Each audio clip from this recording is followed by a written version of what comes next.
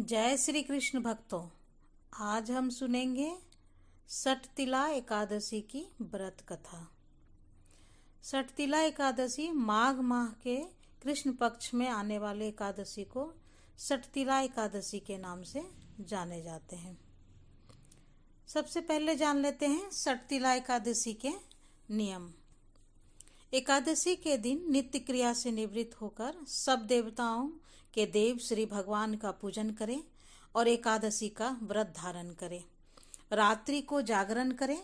उसके दूसरे दिन धूप दीप नवेद आदि से भगवान का पूजन करके खिचड़ी का भोग लगाएं। तत्पश्चात पेठा नारियल सुपारी का अर्घ देकर स्तुति करनी चाहिए। स्तुति में कहें, हे भगवान, आप दीनों को शरण देने वाले हैं, इस संसार सागर में फंसे हुओं का उद्धार करने वाले हैं। हे पुंडरीकाक्ष, हे विश्वभावन, हे जगतपते, आप लक्ष्मी जी सहित इस तुच्छ अर्घ को ग्रहण करें। इसके पश्चात जल से भरा हुआ घड़ा ब्राह्मण को दान करें और साथ में तिल का भी दान करें। तिल किसी पात्र में रखकर ही दान करें। तिल स्नान और भोजन दोनों ही श्रेष्ठ हैं। इस प्रकार जो मनुष्य जितने तिलों का दान करता है उतने ही 1000 वर्ष स्वर्ग में वास करता है।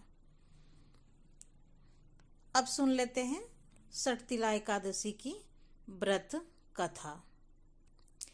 एक समय नारद जी ने भगवान श्री विष्णु से यही प्रश्न किया था और भगवान जी ने जो सटतिला एकादशी का महात्म्य नारद जी से कहा सो मैं तुमसे कहता हूँ।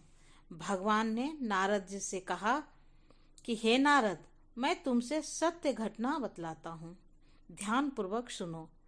प्राचीन काल में एक ब्राह्मणी रहती थी।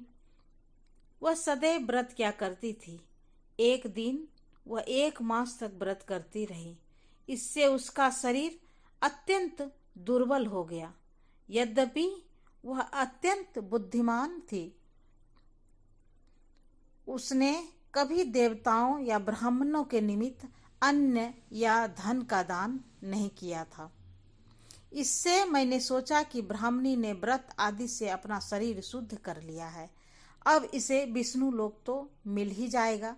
परंतु इसने कभी अन्न का दान नहीं किया, इससे इसकी तृप्ति होना कठिन है।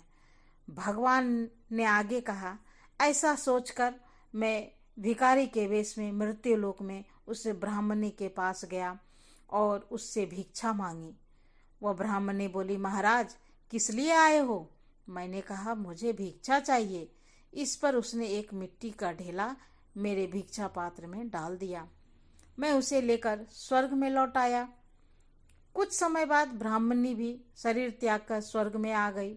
उस ब्राह्मणी को मिट्टी का दान करने से स्वर्ग में सुंदर महल मिला, परंतु उसने अपने घर को सब सामग्रियों से शून्य पाया। घबरा कर वह मेरे पास आई और उसने कहने लगी कि हे भगवान, मैंने अनेक व्रत आदि से आपकी पूजा की है, परंतु फिर भी मेरा घर सब वस्तुओं से शून्य है, मीन्स खाली है। इसका क्या कारण है? इस पर मैंने कहा, पहले तुम अपने घर जाओ, देव स्त्रियां आएंगी तुम्हें देखने के लिए। पहले उसने सटतिला एकादशी का पुण्य और विधि सुन लो, तब द्वार खोलना। मेरे ऐसे वचन सुनकर वह अपने घर गई। वो देव स्त्रियां आई और द्वार खोलने को कहा तो ब्राह्मणी बोली, आप मुझे देखने आई हैं तो सटतिला एकादशी का महात्म्य मुझसे कहो। उसमें से एक देवीश्री कहने लगी कि मैं कहती हूँ। जब ब्राह्मणी ने सटतिला एकादशी का महात्म्य सुना तब द्वार खोल दिया। देवांगनाओं ने उसको देखा कि वह गांधर्वी है और ना आसुरी है, वरन पहले जैसी मानुषी है। उस ब्राह्मणी ने उसके कथनानुसार सटतिला एकादशी का व्रत किया। इसके प्रभाव से वह सुंदर और रूपवती हो गई। तथा उसका घर अन्न आदि से भर गया। अतः मनुष्यों को मूर्खता त्याग कर सटतिला एकादशी का व्रत और लोभ न करके तिल का दान करना चाहिए। इससे दुर्भाग्य, दरिद्रता तथा अनेक प्रकार के कष्ट दूर होते हैं और मोक्ष की प्राप्ति होती है। तो सटतिला एकादशी की व्रत कथा समाप्त हुई। धन्यवाद। ये कथा यदि अच्छी लगी हो कृपया करके आप कमेंट बॉक्स में जय श्री कृष्ण जरूर लिखिएगा और शेयर कीजिएगा। Thanks for watching.